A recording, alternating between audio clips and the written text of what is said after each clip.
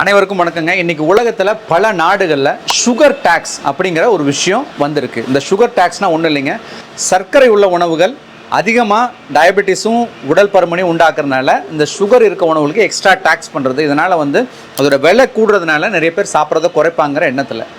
ஆனால் அவங்க என்ன பண்ண ஆரம்பிச்சிட்டாங்க அப்படின்னா, இந்த சுகரை தானே நீங்கள் டேக்ஸ் போடுறீங்கன்னு சொல்லிட்டு அதுக்கு பதிலாக சுகர் ஃப்ரீ யூஸ் பண்ண ஆரம்பிச்சிட்டாங்க. ஆர்டிஃபிஷியல் ஸ்வீட்னர்ஸை யூஸ் பண்ண ஆரம்பிச்சிட்டாங்க.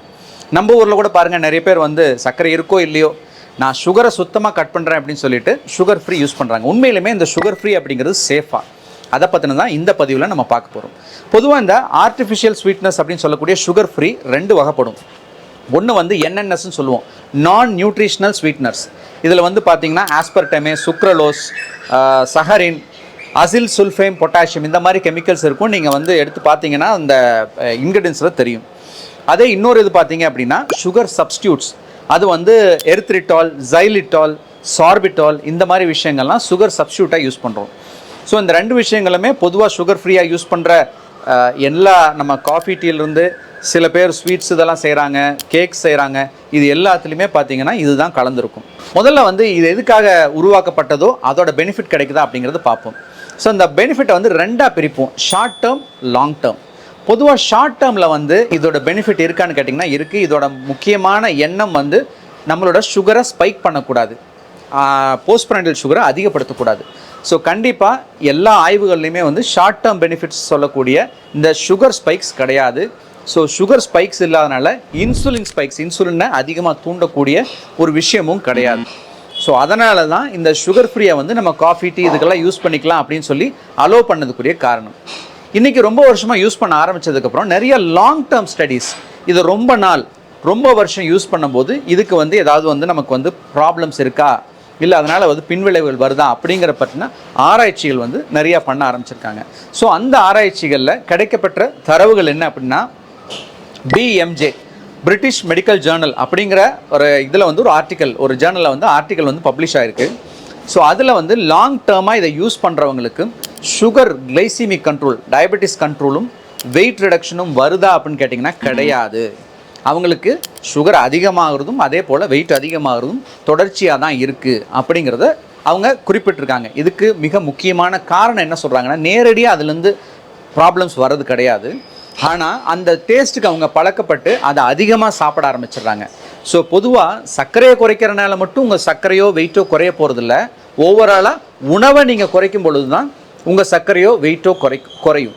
ஸோ இந்த டேஸ்ட் பழகி போய் அவங்க உணவை அதிகமாக சாப்பிட்றதுனால அவங்களுக்கு வெயிட்டு குறையிறதும் சுகர் குறையிறதுக்குரிய பெனிஃபிட் கிடைக்கிறது இல்லை அப்படின்னு சொல்கிறாங்க. இன்னொரு ஆய்வில் பார்த்தீங்க அப்படின்னா, அது நேச்சர் அப்படிங்கிற ஒரு ஜேர்னலில் பப்ளிஷ் ஆகிருக்கு. இந்த ஒரு டேட்டா, இந்த சுகர் ஃப்ரீ குறிப்பிட்ட சில சுகர் ஃப்ரீயில் இருக்கிற கெமிக்கல்ஸ் நம்மளோட குடலில் இருக்க நல்ல பாக்டீரியா, குட் பாக்டீரியாவோட லைஃப்பை குறைக்குது, அதோட வால்யூமை குறைக்கிறது.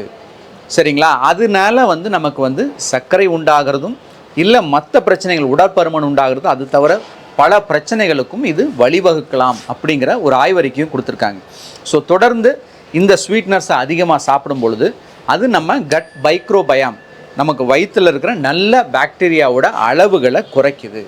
இதில் பொதுவாக எந்த மாதிரி இது அதிகப்படியாக குறைக்குது அப்படின்னு பார்த்தீங்கன்னா, சுக்ரலோஸ், சஹரின் இந்த மாதிரி இன்க்ரீடியன்ஸ் இருக்கக்கூடிய சுகர் ஃப்ரீ தான் இந்த கட் மைக்ரோபயோமை அதிகமாக அஃபெக்ட் பண்ணுது. ஸோ குடலில் இருக்க நல்ல பாக்டீரியாவை வெகுவாக குறைக்குது. சரி டாக்டர், நான் இதெல்லாம் ஓகே, ஆனால் எனக்கு கிரேவிங்ஸ் வருது. எனக்கு கிரேவிங்ஸ் வரும்போது நான் சுகரையும் சாப்பிட வேண்டாங்கிறீங்க, அதுக்கு ஆல்டர்னேட்டாக சுகர் ஃப்ரீ இருக்குது அதையும் சாப்பிட வேண்டாம்னு சொல்கிறீங்க, அப்புறம் நான் என்ன தான் சாப்பிட்றது அப்படின்னா அதுக்கும் சில ஆய்வுகள் கொடுத்துருக்காங்க. பொதுவாக ஃப்ரூட்டில் இருக்க சர்க்கரை, நம்மளோட பழங்களில் ஆப்பிள், பெரிஸ் இந்த மாதிரி பழங்களில் இருக்க சர்க்கரை நேரடியாக அந்த பழமாக சாப்பிடும் பொழுது நமக்கு அந்த கிரேவிங்ஸை குறைக்கும், ஆனால் நம்ம சர்க்கரையை உயர்த்துறதில்லை. ஆனால் அதே பழங்களை நீங்கள் ஆர்டிஃபிஷியலாக ப்ராசஸ் பண்ணி அதிலிருந்து பவுடராக எடுத்தால் அது இன்க்ரீஸ் பண்ணும். அதே போல் அதை நீங்கள் ஜூஸாக பண்ணி நீங்கள் குடிச்சிங்க அப்படின்னா அதுவும் உங்கள் சர்க்கரையோட ஸ்பைக்ஸை இன்க்ரீஸ் பண்ணும், உங்களோட அந்த கிரேவிங்ஸை குறைக்காது. ஸோ உங்களுக்கு கிரேவிங்ஸ் இருக்குது, நீங்கள் அதை குறைக்கணும் அப்படின்னு நினச்சிங்கன்னா இந்த மாதிரி இயற்கையான ஃப்ரூட்ஸை நேரடியாக எடுத்துக்கலாம், அது உங்கள் கிரேவிங்ஸை குறைக்கிறதுக்கு ஹெல்ப் பண்ணும். இதுவும் ஒரு ஆய்வறிக்கையில் தெளிவாக குறிப்பிட்டிருக்காங்க. ஸோ இன்றைக்கி பதிவில் நம்ம முக்கியமாக தெரிஞ்சிக்க வேண்டிய விஷயங்கள் என்ன, சுகர் ஃப்ரீ அப்படிங்கிறது ஷார்ட் டேர்மில் உங்களுக்கு ஒரு காஃபிக்கோ டீக்கோ போட்டு சாட்டிஸ்ஃபை ஆகுறீங்கன்னா ஓகே. ஆனால் அதை அளவு அதிகப்படுத்தாமல் இருக்கணும். இப்போ டெய்லியும் ஒரு காஃபி இல்லைனா 2 காஃபி நீங்கள் எடுத்துக்கிறீங்கன்னா அதோட அளவில் நீங்கள் நிறுத்திக்கணும். அது இல்லாமல் இந்த அதிகப்படியாக எடுத்தால் பாதிப்புகளை ஏற்படுத்தலாம். அதே போல் இந்த சுகர் ஃப்ரீ யூஸ் பண்ணி நீங்கள் வந்து ஸ்வீட் செய்கிறது, கேக் செய்கிறது, இல்லை சாக்லேட் செய்கிறது, இல்லை சுகர் ஃப்ரீ யூஸ் பண்ண வந்து கூல்ட்ரிங்க்ஸை யூஸ் பண்ணுறது, இந்த மாதிரி அதிகப்படியான அளவுகளில் நீங்கள் எடுத்தீங்கன்னா அது உங்களுக்கு பாதிப்புகளை ஏற்படுத்தலாம். இதுதான் ரொம்ப முக்கியமான பாயிண்ட். ரெண்டாவது, உங்களோட கிரேவிங்ஸை நீங்கள் வந்து கண்ட்ரோல் பண்ணணும், கொஞ்சம் ஸ்வீட்டாக சாப்பிட்ணுன்னு நினச்சிங்கன்னா சில ஃப்ரூட்ஸை நீங்கள் எடுத்துக்கலாம். ஆனால் அந்த ஃப்ரூட்ஸை கூட ஜூஸாவோ இல்லை வந்து ப்ராசஸ் பண்ண ஃப்ரூட்டாவோ எடுத்துக்கூடாது. இயற்கையான வடிவில் இருக்கிற ஃப்ரூட்டு தான் நீங்கள் கடித்து சாப்பிட்ற மாதிரி எடுத்துக்கணும். அதில் இருக்கிற நார் சத்து, மற்ற நுண்ணூட்ட சத்துக்கள்லாம், ஃபைட்டோ கெமிக்கல்ஸ்லாம் அப்படியே கிடைக்கணும். அப்போ தான் வந்து உங்களுக்கு அந்த பெனிஃபிட் கிடைக்கும். சரி, நான் வந்து சுகர் ஃப்ரீ யூஸ் பண்ணுறேன். எந்த சுகர் ஃப்ரீயில் இருக்கிறதுலே வந்து நமக்கு வந்து சைடு எஃபெக்ட்ஸ் கம்மியாக இருக்குது அப்படின்னா, இப்போ அவங்க கொடுத்துருக்க தரவுகளில் அவங்க சொல்கிற விஷயம் ரொம்ப கம்மியான சைட் எஃபெக்ட்ஸ் இருக்கிற ஒரு சுகர் ஃப்ரீ எதுன்னு கேட்டிங்கன்னா ஸ்டீவியா. ஸோ இந்த ஸ்டீவியா இலையிலேருந்து எடுக்கிற அந்த ஸ்வீட்னஸ் வந்து ரொம்ப அதிக சர்க்கரை ஸ்வீட்னஸை கொடுக்கும்.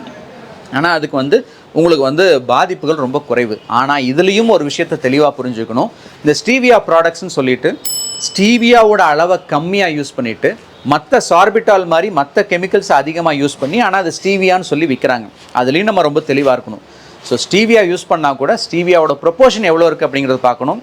அது இல்லாமல் மற்ற ப்ரொப்போர்ஷன் ஜாஸ்தியாக இருந்தது, ஸ்டீவியாங்கிறது சும்மா பேருக்காக வச்சுருந்தாங்கன்னா அதையும் தவிர்க்கிறது நல்லது. சிம்பிளான ஒரு விஷயங்க. இவ்வளவு ஏன் கஷ்டப்பட்டுட்டு இந்த காஃபி டீயை நம்ம ஸ்வீட்னஸ் இல்லாமையே குடிச்சு பழகலாமே. பல நாடுகளில் உண்மையிலுமே காஃபி டீக்கு சுகர் சேர்த்துக்கிறது இல்லை, காஃபி டீ நேரடியாக எடுத்துக்கிறாங்க. ஏன்னா அதுதான் உண்மையான காஃபி டேஸ்ட், டீ டேஸ்ட் கிடைக்குது அப்படின்னு சொல்கிறாங்க. ஆனால் நம்ம பெரும்பாலும் காஃபியோ டீயோ குடிக்கிறது இல்லைங்க, பெரும்பாலும் சக்கரை பாகத்தான் குடிக்கிறோம். ஸோ இந்த டைரக்ட் சுகரை அவாய்ட் பண்ணுங்கள். அதுக்கு பதிலாக வந்து ஸ்வீட்னஸ் நீங்கள் எடுத்துக்கிறீங்கன்னா ரொம்ப கேர்ஃபுல்லாக இருந்துக்குங்க, அதிகப்படியாக எடுத்துக்காதீங்க. இந்த பதிவு உங்களுக்கு பயனுள்ள தகவல்களை கொடுத்துருக்குன்னு நினைக்கிறேன்.